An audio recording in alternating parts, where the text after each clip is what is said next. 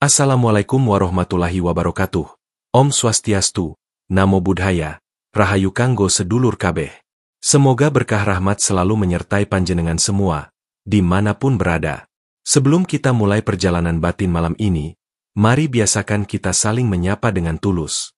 Silakan balas salam ini di kolom komentar sesuai keyakinan panjenengan. Dengan begitu, energi kita akan saling menyatu. Saudara-saudara, pernahkah panjenengan mendengar cerita orang yang lahir di weton Wage, tiba-tiba diganggu oleh arwah leluhur? Ada yang mengaku bermimpi didatangi sosok tua berjubah putih.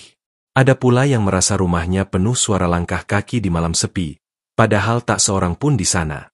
Pertanyaan besarnya adalah, mengapa arwah leluhur kadang datang, bukan untuk melindungi, tapi justru terasa seperti mengganggu? Dan kenapa hal ini paling sering dialami oleh mereka yang lahir di weton Wage?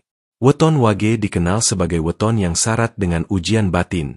Orang-orang Wage sering memiliki aura kuat, namun juga rentan ditandangi hal-hal gaib. Leluhur yang datang tidak selalu berniat jahat. Kadang mereka ingin menyampaikan pesan, kadang menuntut sesuatu, atau bahkan sekadar menguji kekuatan jiwa keturunannya. Malam ini, mari kita telusuri bersama, dengan hati tenang, kenapa arwah leluhur bisa datang mengganggu mereka yang lahir di weton Wage. 1. Wage, weton yang memanggil getaran leluhur. Dalam tradisi Jawa, setiap weton bagaikan frekuensi gaib yang memancarkan sinyal berbeda-beda. Ada weton yang lembut, ada yang keras, ada yang penuh daya tarik rezeki, ada pula yang menjadi magnet bagi dunia gaib. Dan Wage, menurut banyak sesepuh, adalah salah satu weton yang paling mudah terdengar oleh alam halus. Mengapa demikian? Karena Wage dianggap sebagai weton perbatasan, tempat di mana garis dunia nyata dan dunia gaib saling bersentuhan. Dalam hitungan pasaran Jawa, Wage sering ditempatkan di arah barat daya. Arah ini diyakini sebagai salah satu gerbang keluar masuk arwah leluhur. Maka, orang yang lahir Wage seolah hidupnya selalu berada di dekat pintu itu. Setiap langkah, setiap nafas, selalu bersinggungan dengan aura gaib. Bayangkan sebuah malam yang sunyi di desa. Semua rumah gelap, hanya satu rumah kecil yang menyalakan lampu minyak. Dari kejauhan, lampu itu terlihat begitu jelas, menjadi pusat perhatian, mengundang serangga, burung malam, bahkan binatang buas. Begitulah energi orang Wage. Mereka bagaikan cahaya di tengah gulita, yang tanpa sadar memanggil hal-hal tak kasat mata untuk datang mendekat. Arwah leluhur, khususnya, seringkali merasa tertarik dengan getaran ini. Mereka lebih mudah hadir, lebih mudah menampakkan tanda, dan lebih mudah masuk dalam mimpi orang Wage dibandingkan dengan weton lain. Bagi sebagian Wage, ini bisa menjadi anugerah, seperti mendapat perhatian khusus dari leluhur. Namun bagi banyak lainnya, kehadiran itu terasa mengganggu. Bayangkan ketika malam larut, tubuh sedang letih ingin beristirahat, tapi tiba-tiba terdengar suara sandal diseret di depan pintu. Atau tengah tidur pulas, lalu mimpi bertemu sosok tua dengan wajah yang mirip kakek buyut, namun tatapannya begitu tajam dan menusuk. Bahkan kadang, tubuh terasa berat seakan ditindih sesuatu yang tak terlihat. Semua itu adalah fenomena yang sering dialami orang Wage. Sesepuh Jawa punya ungkapan, Wage iku lampu, nanging lampu sing gampang ngundang opo wae. Wage itu ibarat lampu. Lampu memang menerangi, tapi juga menarik apa saja, kupu-kupu, laron, bahkan kelelawar. Begitu pula orang Wage, auranya tidak bisa memilih, hanya memanggil yang baik. Semua yang ada di sekitar gerbang gaib bisa datang, baik itu arwah leluhur yang ingin menyapa, atau energi lain yang hanya sekadar lewat. Namun penting untuk dipahami, tidak semua kehadiran leluhur yang terasa mengganggu, itu bermaksud buruk. Ada kalanya, arwah leluhur hanya ingin menunjukkan eksistensinya. Mereka seakan berbisik, "Aku masih ada. Jangan lupakan aku." Ada kalanya pula, mereka butuh didoakan, karena doa dari keturunan adalah penerang jalan bagi mereka di alam baka. Jadi, bila orang Wage sering diganggu atau didatangi arwah leluhur, itu bukan semata-mata tanda buruk. Bisa jadi itu adalah panggilan spiritual, sebuah ajakan halus agar Wage tidak hanya sibuk dengan urusan dunia, tapi juga ingat pada akar dan leluhur. Nah, kalau begitu, mengapa arwah leluhur seolah-olah lebih sering menuntut perhatian dari orang Wage? Apakah hanya karena auranya yang terang? Atau ada hal lain yang lebih dalam, yaitu tuntutan doa dan ingatan? Mari kita lanjutkan ke poin kedua. 2. Leluhur menuntut ingatan dan doa. Ada pepatah Jawa kuno yang berbunyi, wong kang lali marang wong tua, uripe bakal kebacut angel. Artinya, siapa yang melupakan leluhurnya, hidupnya akan semakin sulit. Inilah sebab mengapa orang Wage sering merasa diganggu oleh arwah leluhur. Sebab sejatinya, gangguan itu bukan untuk menakut-nakuti, melainkan untuk menuntut ingatan dan doa. Dalam keyakinan Jawa, hubungan antara yang hidup dan yang sudah tiada tidak pernah benar-benar putus. Meski tubuh sudah terkubur, roh leluhur masih bisa hadir dalam getaran batin anak cucunya. Mereka bisa tersenyum lega bila sering dikenang, atau gelisah bila dilupakan. Dan Wage, karena auranya yang kuat sebagai lampu gaib, menjadi jalan yang paling mudah bagi leluhur untuk mengetuk pintu. Coba renungkan. Seberapa sering kita menyebut nama orang tua atau kakek nenek kita dalam doa? Seberapa sering kita mendoakan mereka ketika selesai sholat, ketika malam Jumat, atau ketika hati sedang tenang? Banyak orang Wage tanpa sadar terlalu sibuk mengejar dunia. Mereka rajin bekerja, mencari rezeki, bahkan punya ambisi besar. Namun, dalam kesibukan itu, sering lupa menengok ke belakang. Lupa bahwa ada akar, ada pohon besar, ada sejarah keluarga yang menopang kehidupan mereka hari ini.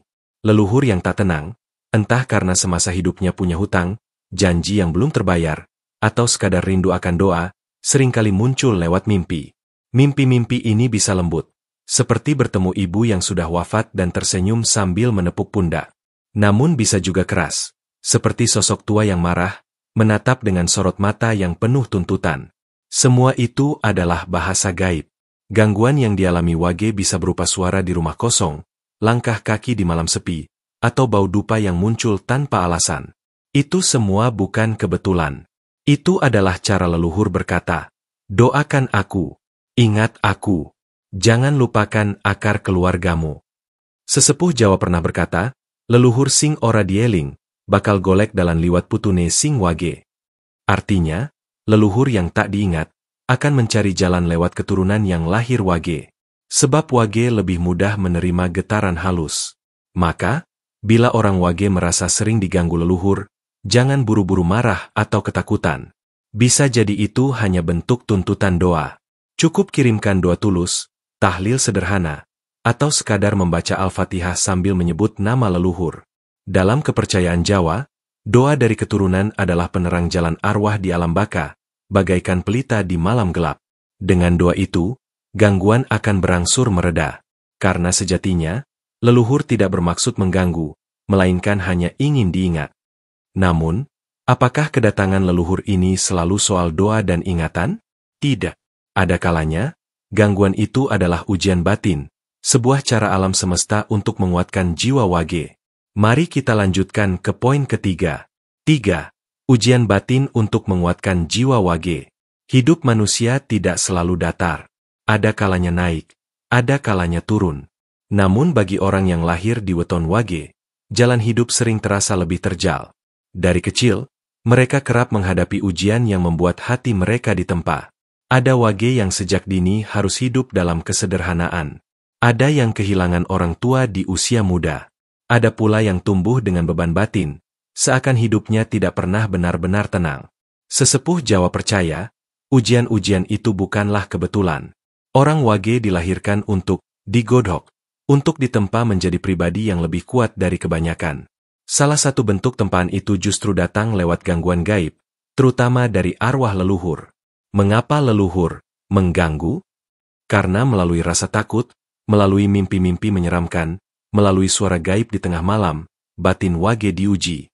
Mereka dipaksa untuk menghadapi ketakutan yang paling dalam. Saat tubuh terasa ditindih sesuatu yang tak terlihat, saat mendengar langkah kaki padahal rumah kosong, atau saat bermimpi dikejar sosok gelap, Wage seakan ditanya, apakah kamu akan lari? Atau berani berdiri dan melawan dengan doa serta keyakinanmu?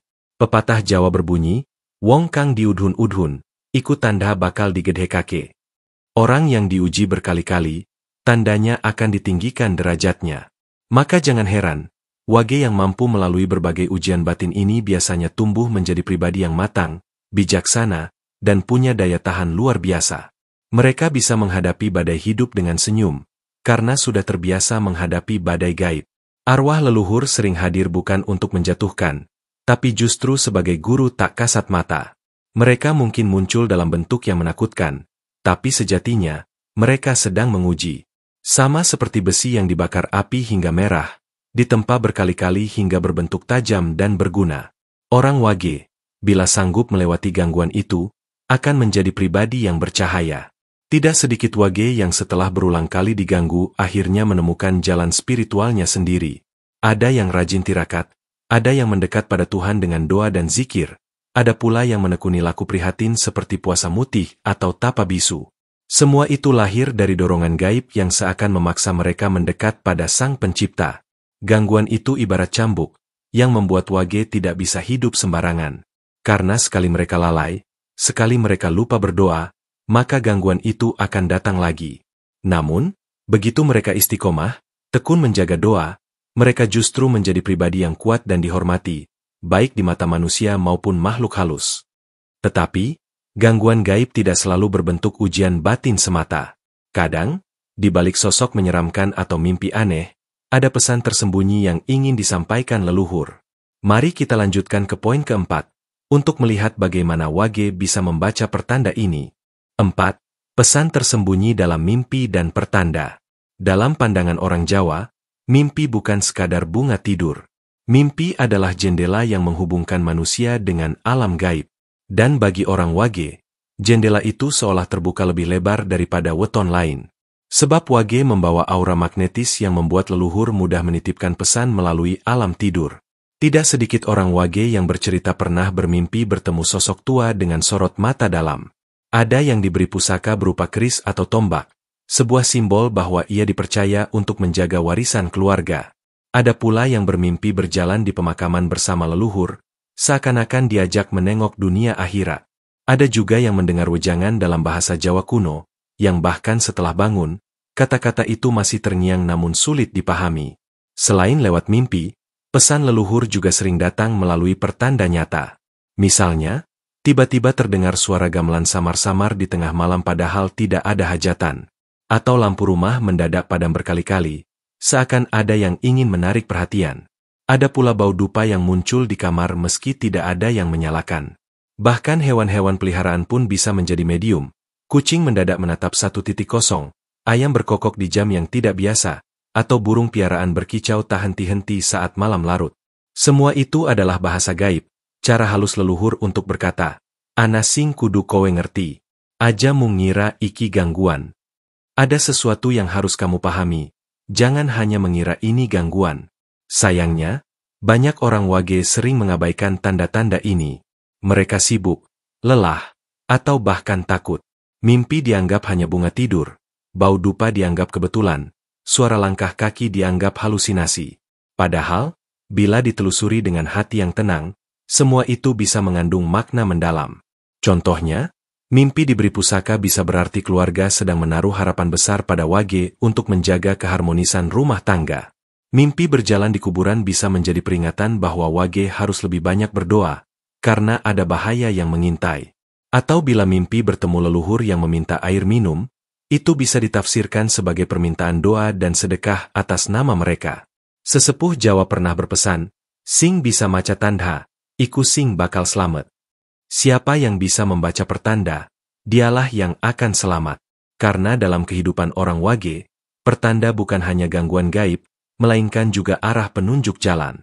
Maka, bila wage merasa terganggu oleh mimpi yang berulang atau pertanda yang aneh, jangan buru-buru takut.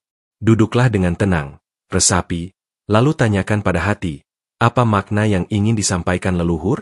Dengan cara ini, wage tidak hanya bisa mengusir rasa takut, tapi juga bisa meraih hikmah yang tersembunyi.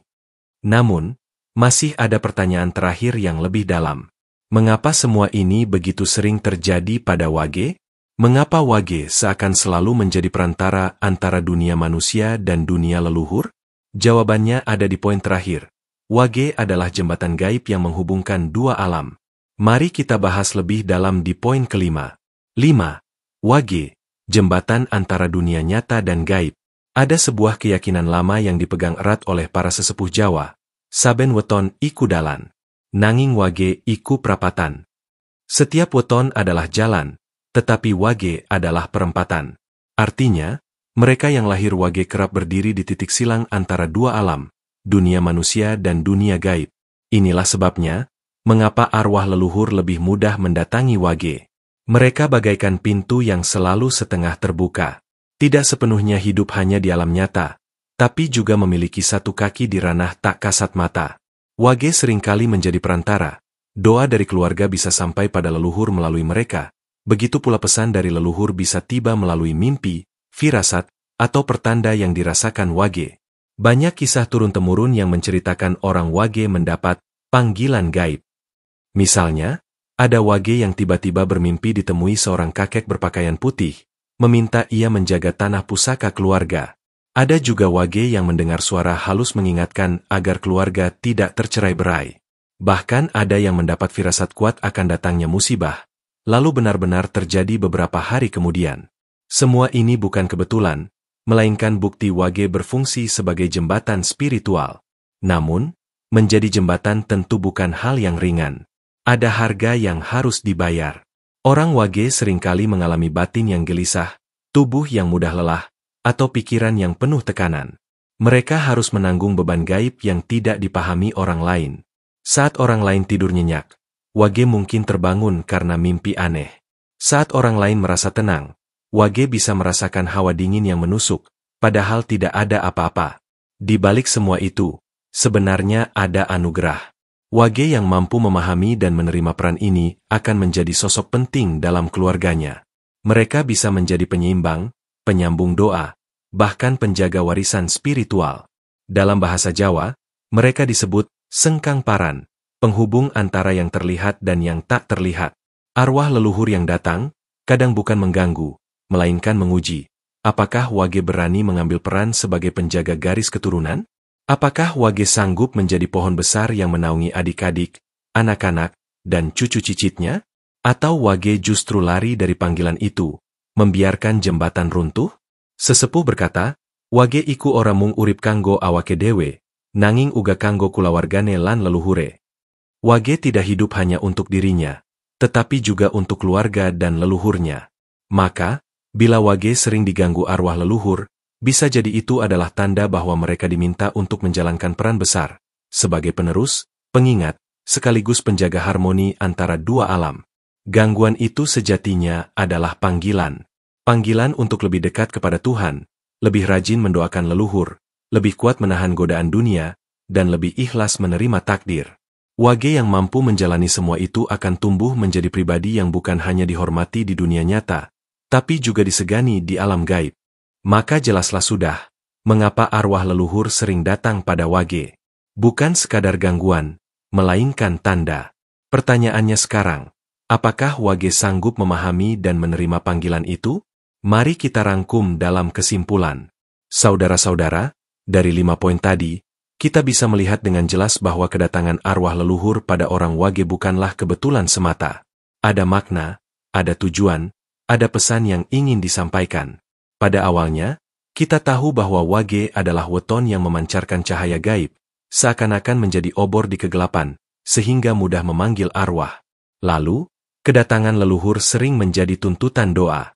Sebuah panggilan lembut agar kita tidak melupakan akar dan sejarah keluarga. Tidak berhenti di situ, gangguan itu juga bisa menjadi ujian batin. Wage ditempa agar hatinya kuat, jiwanya kokoh, dan langkahnya teguh. Bahkan dalam mimpi dan pertanda, terselip pesan-pesan penting yang sering diabaikan, padahal bisa menjadi petunjuk arah hidup.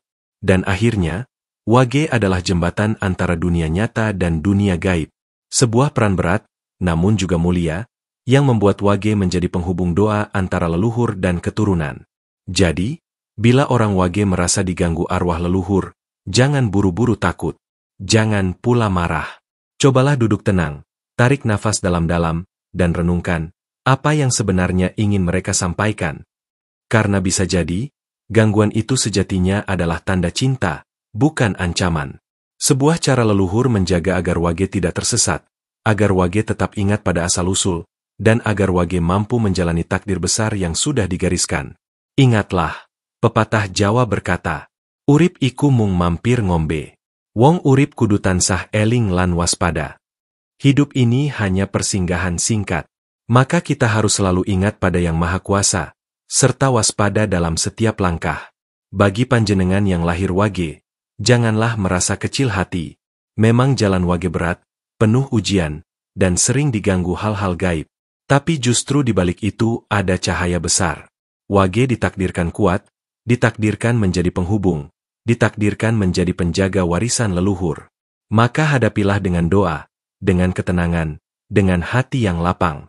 Jangan lupa untuk selalu mendoakan leluhur, karena doa itulah jembatan yang menyatukan dua dunia. Sebelum kita akhiri pertemuan malam ini, saya ingin mengajak panjenengan semua, tuliskan pengalaman panjenengan di kolom komentar. Pernahkah panjenengan merasa diganggu atau didatangi leluhur?